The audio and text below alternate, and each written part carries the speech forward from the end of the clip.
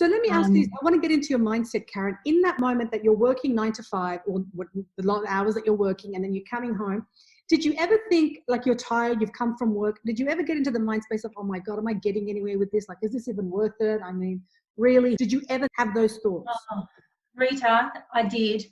And it was the most frustrating thing, because when you have a story, and you know, people who'll be watching this will know, it eats at you. It's a passion and it drives you and it's in your mind. And every day I went to work, I was resenting it. And I was resenting that it was taking me away from what I truly wanted to do. But I couldn't see how I could make it work. We need to earn a living.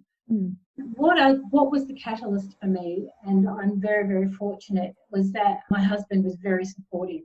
And one day I was having a big me moment, and I said to him, you know, my father worked hard all his life. He was a tradesman, worked really, really hard. At the end of it all, he retired at 60, he was diagnosed at 62 and passed away at 67. I wanted better for him. And I couldn't change that. He wanted to go to Kakadu. He didn't get to go to Kakadu. He did nothing with his life. And I was having a moment, and I said that to my husband, and he said, well, what do you really want to do? And I said, I want to write. I want to write. I want to get these books out, but how do I make it work? And he said, well, you couldn't make it better for your dad, but you can make it better for you. I work full-time, work part-time, do contracts. I'll support you, but you have to write.